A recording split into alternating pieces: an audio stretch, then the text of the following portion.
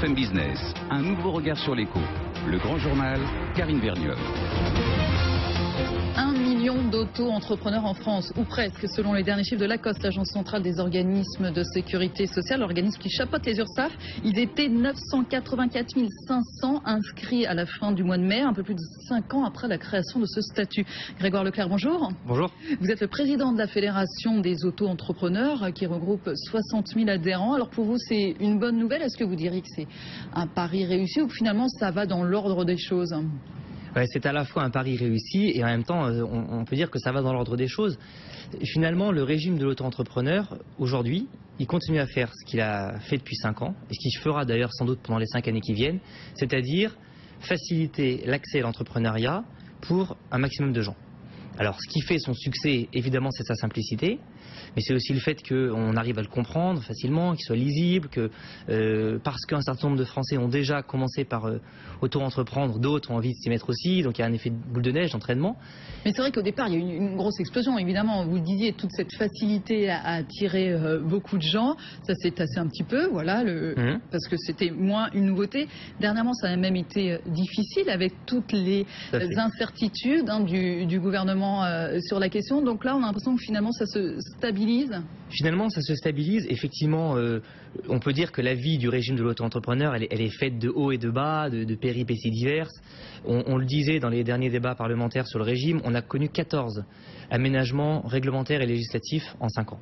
Ce qui est énorme. Il me semble d'ailleurs que c'est presque de l'inconnu, de l'inimaginable sur un régime de ce type. Mais finalement, l'idée de départ, qui était de dire on va pouvoir créer simplement, préalablement sur Internet plutôt que de le faire physiquement parce que ça ira plus vite, ça sera plus simple, et surtout on va pouvoir payer des charges en pourcentage d'un chiffre d'affaires. C'est-à-dire que finalement on ne prend pas de risque quand on crée. Finalement n'importe qui peut se lancer, il y a zéro risque puisqu'il n'y a pas de charges au préalable à verser, à payer, et ensuite en fonction de l'activité, du succès ou malgré tout des échecs, on paye ou on ne paye pas de charges. Voilà. Donc on a finalement réussi ce pari qui était de dire on va réussir à faire plonger le plus de Français possible dans le bain de l'entrepreneuriat avec effectivement des succès, des échecs. 50% des auto-entrepreneurs ne déclarent toujours pas de chiffre d'affaires, ce qui montre quand même que dans cette population, il y a quand même encore beaucoup trop d'échecs à notre goût. Alors on reviendra effectivement sur ces questions de chiffre d'affaires, jusqu'à quel moment on peut être auto-entrepreneur, parce qu'il y en a aussi qui passent le cap de l'entrepreneuriat véritable, ça c'est aussi la bonne nouvelle. Qui est l'auto-entrepreneur français aujourd'hui, si on dresse un portrait type? Alors le portrait type n'est pas évident à dresser puisque évidemment vous avez compris que comme c'était très ouvert, c'est très large. Et donc on a de 16 ans à 99 ans, à la limite on peut être auto-entrepreneur, quand on est un homme ou une femme, et puis dans presque tous les métiers, hors les métiers réglementés dont on parle beaucoup en ce moment, mais c'est un autre sujet. Bon, sur la population, on va dire qu'on a un peu plus de femmes que d'hommes, d'ailleurs un peu plus de femmes en moyenne que dans l'entrepreneuriat classique, ce qui montre que aussi parce que c'est plus simple et plus accessible, on a permis à des femmes qui sont notamment au foyer ou qui sont peut-être sans emploi de mettre la main à une activité économique. Donc là, il y a aussi un signal. On a globalement de tous les âges, même si on voit bien que la courbe pyramidale des âges, elle suit, on va dire, la courbe de l'activité française, donc plutôt entre 30 et 50 ans. Mais il y a des jeunes, et puis il y a des personnes seniors. 19% en moins de 30 ans. 19%. Ça c'est aussi, c'est un signe. C'est un signe, ça montre que la jeunesse aujourd'hui est attirée malgré tout par l'entrepreneuriat. C'est pas forcément non plus un excellent signe dans la mesure où, quand on les écoute un peu, ces jeunes qui ont créé leur auto-entreprise, ils se sont tournés vers l'auto-entreprise parce qu'ils ne trouvaient pas d'emploi. Par défaut. D'accord. Alors c'est pas forcément du coup une vocation entrepreneuriale, c'est parfois un pis-aller après ne pas avoir trouvé de travail, pas tout de suite. D'autres ont voulu entreprendre pour tester. Puis ils se disent finalement si ça marche pas, je retrouverai le marché de l'emploi. D'autres ont des motivations complètement différentes, ils veulent capitaliser sur une passion.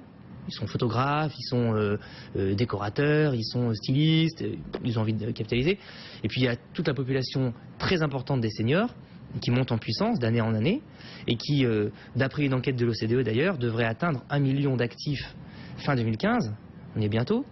Et on voit que chez ces seniors de plus de 55-60 ans, le but principal, c'est de trouver un complément ou voire un revenu principal à une recherche d'emploi qui ne marche pas. C'est ça qui est intéressant aussi, c'est que l'auto-entrepreneur, on s'aperçoit que, comme vous dites, c'est un complément. Un tiers conserve une activité salariée. Vous parliez des seniors à l'instant, pour un complément de revenus, mais même parmi les auto-entrepreneurs, un tiers conserve une activité salariée. Tout à fait. Donc c'est aussi, comme vous le disiez, un petit peu un test avant vraiment de sauter dans le grand bain. C'est ces deux raisons-là.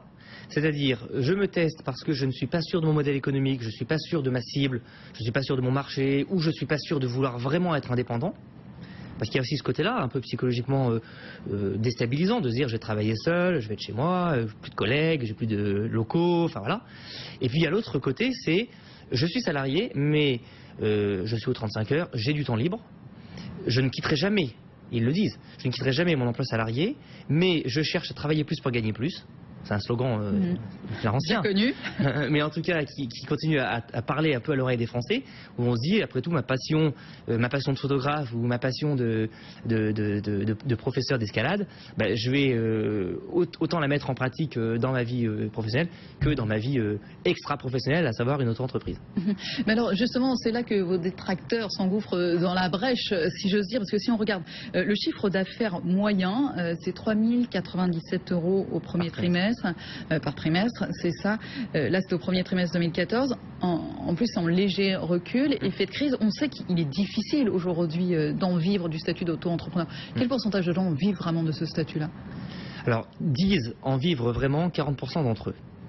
40% de ceux qui déclarent du chiffre d'affaires, c'est-à-dire en fait 20% des auto-entrepreneurs. Ceci dit, il ne faut pas, encore une fois, il faut toujours, dans ces études de phénomènes un peu macroéconomiques, 1 million, ça commence à être un vrai marché, une vraie population, et ça demande quand même de savoir un peu de quoi on parle. Et il faut toujours se garder de faire rentrer cette population dans un seul et même schéma en disant 4 000 € par trimestre, c'est rien du tout, c'est-à-dire 1 000 € par mois, c'est même pas un SMIC, donc le régime de l'auto-entrepreneur ne sert à rien. Ou, on a pu entendre aussi, le régime de l'auto-entrepreneur est un outil à la précarité. Mais ce qu'on vient de dire préalablement démontre que ce n'est pas vrai. Vous avez déjà à peu près 40 à 50% d'entre eux qui ont un emploi salarié. Donc, c'est du travailler plus pour gagner plus. Ne nous étonnons pas qu'ils ramènent, en plus de leur salaire, 4 000 € par trimestre. C'est même très bien. Vous imaginez 4 000 € d'argent de poche par trimestre? Mais alors, dans ces cas-là, est-ce que ça peut vraiment être un palier vers le véritable statut d'entrepreneur? Alors, on voit qu'en réalité, c'est un palier pour 5 à 7% d'entre eux par an. Alors, on va nous dire, oui, c'est pas assez. Je suis le premier à dire que c'est pas assez. Tous les jours, à la Fédération des auto-entrepreneurs, on travaille pour accompagner les gens qui sont proches des plafonds, pour qu'ils apprennent à faire le grand saut vers des régimes plus complexes. Enfin, c'est aussi toute la logique de la loi Grand-Guillaume, hein, c'est ce travail de simplifier le parcours. Mais de l'autre côté, d'une part, on ne peut pas faire boire un âne qui n'a pas soif. Celui qui ne veut pas entreprendre avec plus de croissance et plus de chiffres, il n'entreprendra pas. Hein, on est libre d'entreprendre comme on le souhaite. Ça, c'est la liberté. Et puis deuxièmement, il faut bien se dire que auto-entreprendre, c'est une chose, mais entreprendre ensuite avec le régime réel, les complexités qu'il y a derrière, aller chercher de la croissance, du potentiel, pourquoi pas salarier des gens, etc., ça ne convient pas à tout le monde. Ça ne peut pas convenir à tout le monde. Donc il y a toute cette réflexion qu'il faut avoir, et malgré tout, 5% de gens qui basculent sur 1 million, ça fait quand même 50 000. 50 000 entreprises par an. C'est beaucoup, ça reste beaucoup. Aujourd'hui, on gagne, je ne sais pas, 10 ou 15 000 chômeurs par mois. Nous, on crée 50 000 entreprises de croissance par an. Quels sont les secteurs où il est le plus facile d'en vivre quand on est auto-entrepreneur? Alors, c'est un simple calcul économique. Les activités qui rapportent le plus sont les activités de conseil. Tout simplement parce que les charges sont finalement assez limitées et que le pourcentage des taxes étant basé sur le chiffre d'affaires, si vous avez peu de charges au préalable, il vous reste finalement un revenu conséquent après impôt qui est assez beau. On voit des conseils en informatique, des conseils en gestion, des conseils dans les affaires ou des courtiers en assurance qui gagnent très bien leur vie sous le régime de l'auto-entrepreneur, c'est très clair. Et puis effectivement, à l'autre bout du spectre, on voit des auto-entrepreneurs qui galèrent.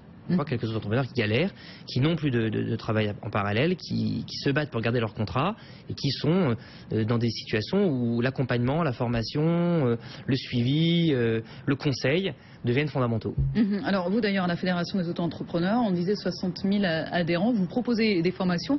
C'est quel genre de formation? C'est justement, même si le régime est simplifié au possible, c'est dire bah voilà, comment ça marche, comment vous pouvez mettre toutes les chances de votre côté? C'est exactement ça. On essaye dans notre logique de formation, dans notre logique pédagogique, de se coller le mieux possible à la population qu'on adresse. On a affaire souvent à des populations qui ont un très bon savoir-faire professionnel. Un plâtrier, il sait très bien poser les plaques de plâtre, il n'y a aucun problème, il a son CAP ou son BEP, il est parfaitement opérationnel et professionnel. Mais on va dire que les réflexes de la gestion, les réflexes du marketing, les réflexes de la vente, du commerce, de la communication ne sont pas forcément acquis.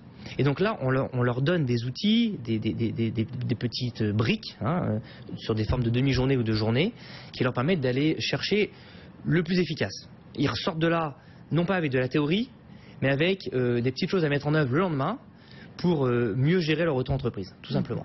Et on voit des beaux succès.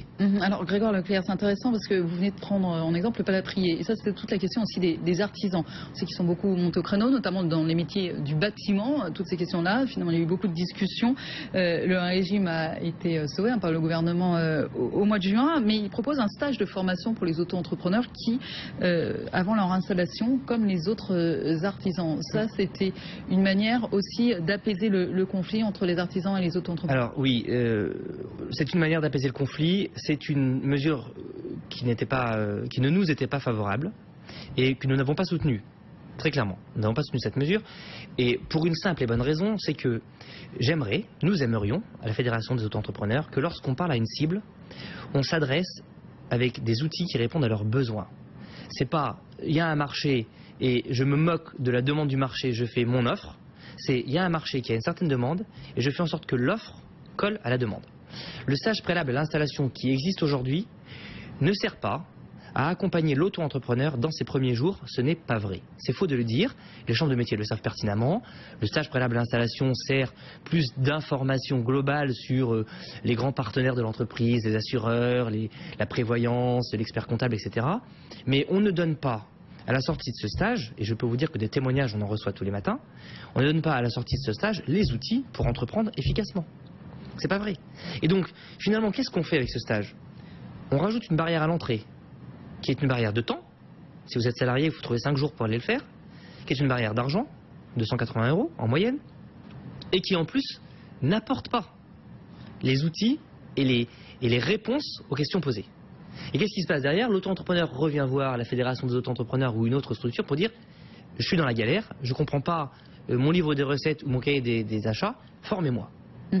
Donc, on n'a pas répondu au problème. Alors, on a calmé le débat, comme d'ailleurs on va l'avoir sans doute avec les professions réglementées, comme on l'aura à chaque fois qu'il y a des précarés à protéger dans cette France un peu sclérosée sur ses acquis. Mais on n'a pas avancé sur le quotidien de l'entrepreneur. Ceci dit, vous avez eu donc chaud au mois de juin. En tout cas, vous étiez bien monté au créneau encore du côté des auto-entrepreneurs. Cette fois-ci, vous pensez que vous êtes tranquille pour un petit moment avec la nouvelle loi et les mesures qui entreront en vigueur en 2015, qui finalement fusionnent le statut actuel d'auto-entreprise et celui de micro-entreprise? Alors c'est un sujet très compliqué et très technique. Moi j'ai pas une boule de cristal pour savoir si demain on va pas avoir un nouveau ministre qui va refaire le grand soir de l'entrepreneuriat individuel. Mais les éléments que nous avons à notre disposition aujourd'hui montrent quoi? Le régime de l'auto-entrepreneur reste un succès. C'est, je crois, un des meilleurs outils anti-crise qui pouvaient exister et notamment anti-chômage. Parce que malgré tout, quand on a des demandeurs d'emploi qui créent leur auto-entreprise, ils créent aussi leur propre emploi. On appelle ça des self-employed en Angleterre. Ici, on appelle ça des auto-entrepreneurs, mais ça reste pour une partie d'entre eux des auto-emplois. Troisièmement, on a quand même généré 22,8 milliards d'euros. Et vous imaginez ce que ça représente en termes de... Ça, c'est depuis 5 ans. Depuis 5 ans. Et en termes de charges fiscales et sociales reversées à l'État, c'est une somme vraiment conséquente. D'ailleurs, je ne connais pas d'entreprise créée en 2009 qui génère aujourd'hui 22,8 milliards d'euros. On verra si les 5 prochaines années vous donnent raison. Grégoire Leclerc, en tout cas, bientôt on fêtera le millionième auto-entrepreneur. Grégoire Leclerc, président de la Fédération des auto-entrepreneurs. Merci beaucoup d'avoir été avec nous ce soir sur BFM Business. Dans un instant, le journal.